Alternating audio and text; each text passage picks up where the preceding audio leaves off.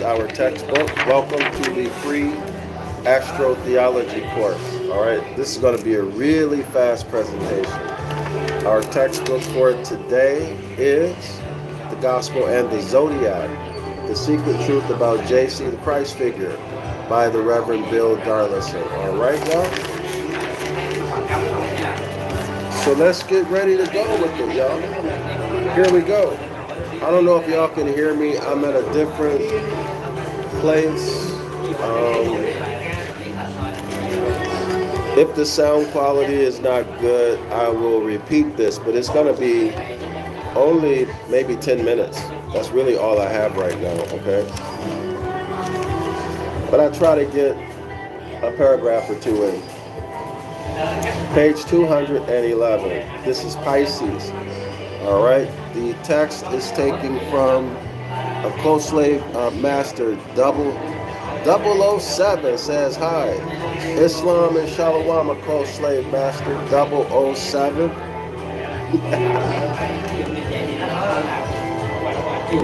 007. All right. So, Pisces, of course, is taken from Mark chapter 14, verse 17 through chapter 16, verse 8.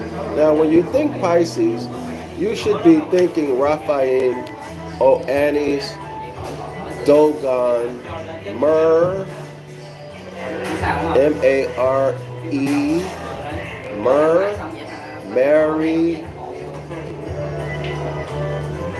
Marina, Mermaid. Now y'all should know. Hold on, y'all. Something happened on my screen. Hold on. Y'all should know that these are also who else? Neptune. Right? All the deities of the sea. Y'all should be thinking about that. So the interesting thing just come to mind. The interesting thing that came to mind is that Pluto, I think in 2006, whatever the organization is that says what the planets are, of course I don't follow that, right? That's their business. I go what our ancient ancestors told us. But they say that Pluto is no longer a planet because it's not big, not the same size as the other planets. I think it said it's the, I don't remember the details. But my point is this. Pluto is no longer a planet. They consider it a dwarf planet now. All right? A dwarf planet. But there's still 8 planets. But the new planet is Neptune. Okay, and those last 2 planets in the solar system, those last 2 planets are, what do y'all think? Now there's a deity called Neptune. So now they're saying that there's a planet called Neptune, right? And what is it primarily composed of? Guess what? Ice. Where do we find ice? Don't we find ice in the sea? So we still see a relationship, right? A relationship there. There's something, I'll go into it further. But I'm touching on the surface. I'm bringing you to the doorstep of how energy is harnessed by the dark priesthood. And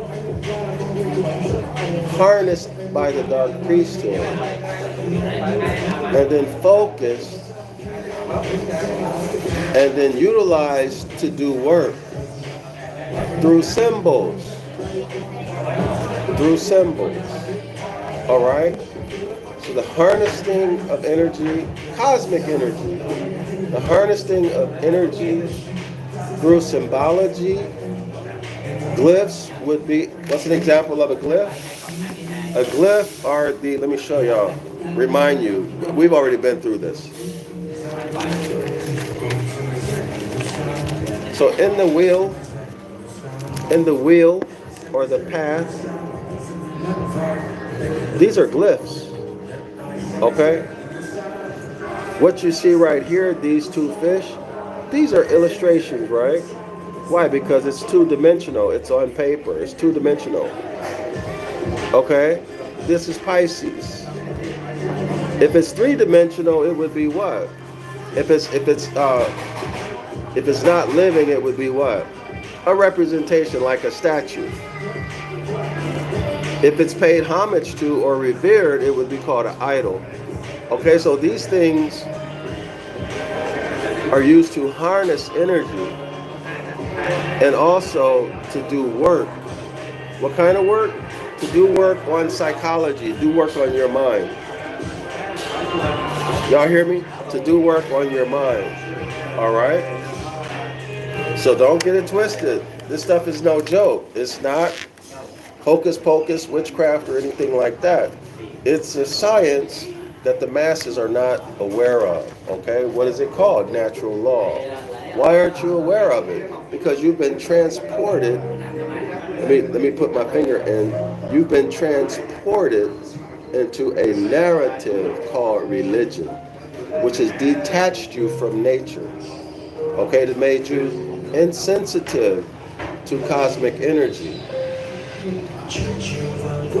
Hope you understand that. That's right, there's a disconnect between the cosmic energy and your perceptive mind. Clear? And that's your problem. In other words, what I'm saying is that your religion is your problem. Nature is your solution. Harmonize with nature. What is nature? Nature is the Most High's law. Y'all may call it the Ten Commandments. That's just one aspect of nature. That's the aspect of nature when men and women transact with one another and from generation to generation. You can call it commerce.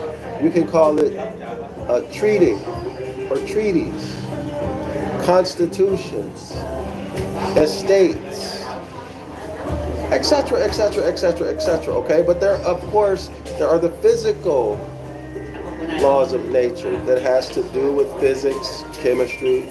There's law. Okay, but that's something else. Let's get back into this. The first day of the week is Sunday. S-U-N-day. Sunday. The first day of the week is Sunday. The day of the S-U-N sun, which has its exaltation in Aries. Now remember, Aries is the lamb. In the system of astrology that we're under today, with the hybrid having power, Aries is the beginning of the year. Now some of us, let me give you my opinion, many of us rather, have accepted that Aries is the natural beginning of the year since it's springtime. Spring represents a rebirth, okay, a rebirth, a regeneration, okay? Now, spring is also, as I mentioned in the last 2 or 3 videos, the covenant of labor. Spring is a covenant of labor. That means nothing is given to you. You got to go out there and work for it, okay? You got to go work for it. You need to do what? Plant the seed. You need to prepare the soil, plant the seed. You need to do all of that upfront work, all of the upfront investment in energy, resources, time, etc., etc., etc. Do you understand? This is a covenant of work. So the beginning of the year in the present system requires you to work. That means someone else can capture your labor. In fact, Christianity, Capricorn, and Aquarius and Pisces, all of that negative energy, all of that destruction. If you don't know what I'm talking about, download this book. The link to the free PDF is in the description area of the video. If you don't want to read it, you want me to take you through it, watch the videos that I did. All right, they're right here on this YouTube channel, free class. All of that destruction and domination by corporations is done to not only loose you from your nationality and birthright, but to steal your labor. To steal your labor, to steal your energy, and then to direct that energy to serve their purposes of gaining and acquiring everything you got, backslash everything they have, rather, that was yours and your ancestors, backslash wealth. Wealth and power and prestige. I know because I've been overseas a long time. Okay? Prestige and control is what these oppressors are really after, because they've stole all the gold. They stole all the silver.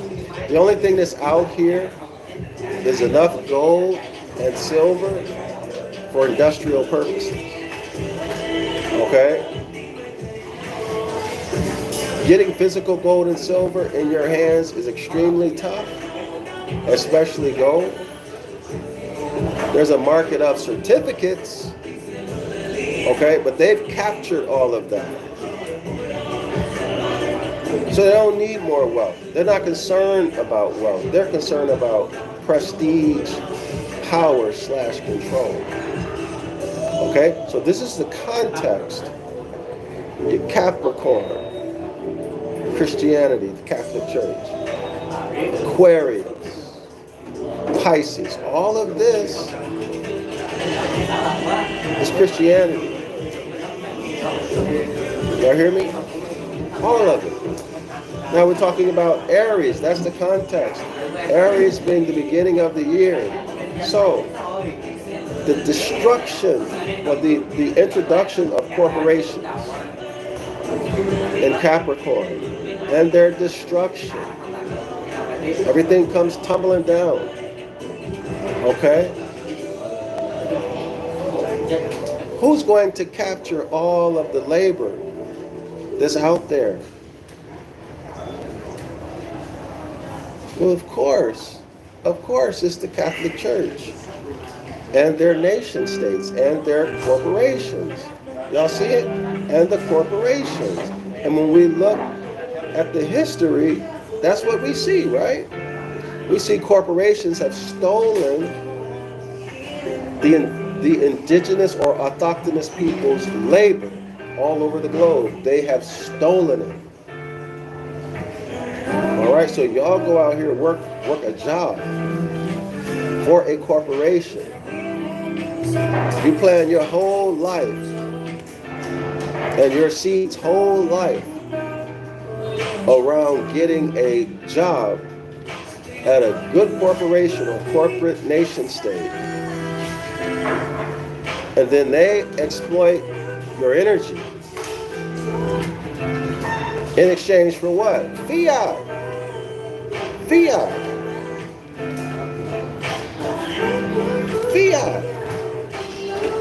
IOUs. Debt instruments. And that debt falls on the autochthonous people of the land. I'm talking about North America, where, my home, my land, my nativity. Y'all see that? So you give your energy thinking you're getting wealth, but all you get is a national debt. And all of it's fraudulent. Unless, of course, you're aware of it and you're consenting to it. So y'all see this scam? I done went too far. But I think I burned up all my time, y'all. But my point is this.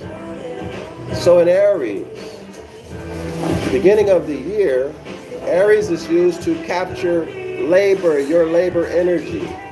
Why? That's a covenant of labor, covenant of work. So you begin the year in Aries means that you begin the year giving up your labor, and the corporation begins the year capturing your labor. And as I've mentioned before, our ancestors began the year in Virgo, which is a covenant of grace. Everything is set out right there for you. The whole table is made. All right? The whole farm is in harvest time. Houses are already built, already furnished. The wine presses, everything done for you. All you need to do is pull up a chair and say, hey, where's my plate? Right? Or go make your own plate. That is our beginning of the year. Let me say that again. This is my opinion, so I don't offend anyone. So if you have, if I'm offending you, give it some thought, all right? And just give it some thought and consideration, all right? So that is the covenant of grace, and this is what we see we deserve, and what should be the situation. Why? Because we are, who are we? Genesis chapter 2, the rightful heirs and beneficiaries of all land, resources, energies, both terrestrial and cosmic. All right? Everything is set out for us. We're the beneficiaries. Okay? Covenant of grace. But there's a lot of reasons that I can say this, but let's continue. This is an appropriate time for the Savior. This is Aries, right? Okay, let me go back. The first day of the week is Sunday, the day of the sun, S-U-N, which has its exaltation in Aries. This is an appropriate, so what's the exaltation of the sun? This is an appropriate time for the Savior, the new Samson. Listen to this word, sun, -1, -C, S-U-N -O-N-E -S-E-E. Let me show y'all that.